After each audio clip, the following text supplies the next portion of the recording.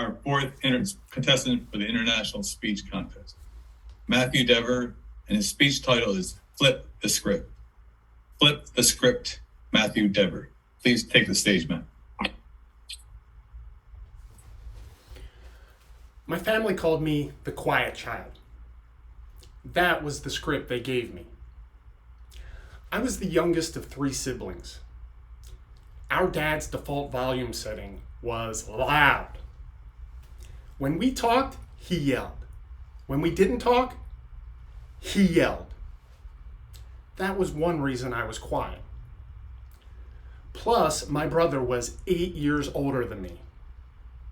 Still, we competed over everything. Sports, intelligence, chess, even arguing about who was better at arguing. I'm not sure I can call it a competition though, because I lost every time I spoke. That made me feel small. And at the time, I was already small enough. That all began to change after I started karate. When I turned 14, my karate teacher, Andy, called me into his office. Andy said, "Matt, we'd like you to teach the Saturday class." I looked behind me hoping to see another Matt. But it was just me. My mom couldn't pay the karate bill. To pay my dues, I was forced to talk to humans. Bigger, smarter, adult humans. I was scared. I had a mouse voice. So I showed them my kicks. Pro tip, when you're scared of speaking,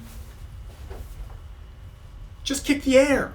Everyone will forget how you sound. One day I started explaining my kicks. All of a sudden, everyone started kicking better.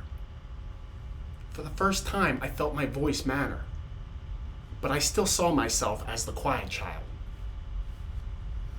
A few years later, I took a man named Ed Campbell to a fight as his coach. Imagine you're at the fight. You see the ring in front of you. You hear the murmur of the crowd.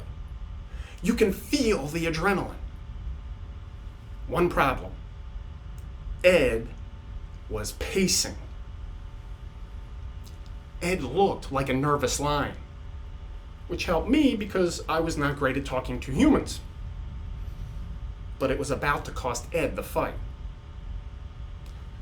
Then I remembered how my karate teacher started every class. I asked Ed to follow me. We sat down and meditated in the only place available, the middle of the crowd. We meditated for what felt like 10 dark, loud, bumpy, stiff, back-aching, soul-searching, discipline-testing, excruciatingly long minutes. After 10 minutes, I asked Ed to open his eyes.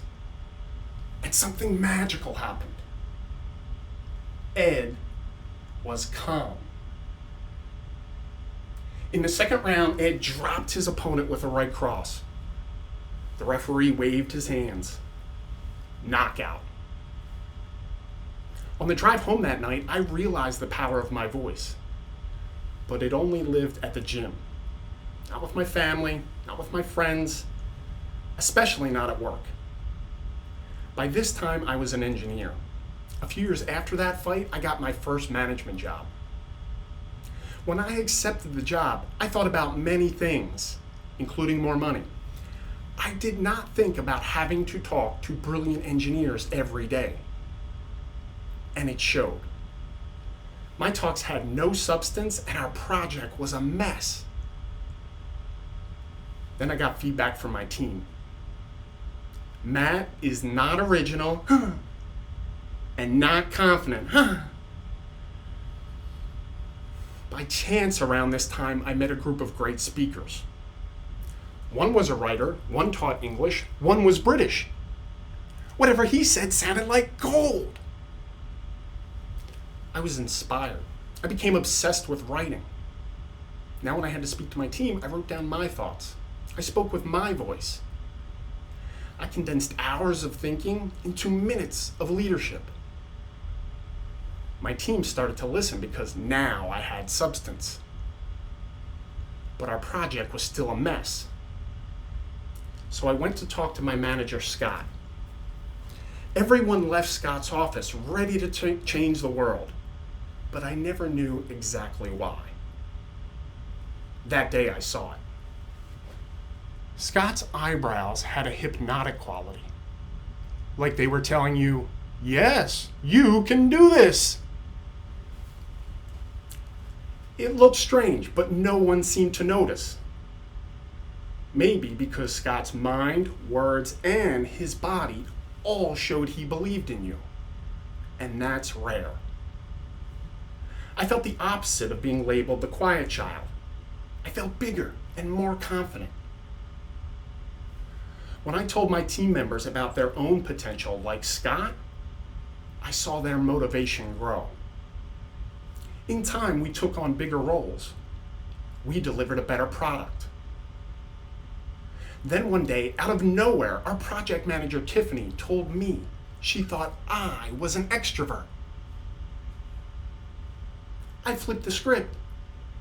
Instead of the quiet child, I was now the confident adult. Or at least slightly more talkative than most engineers.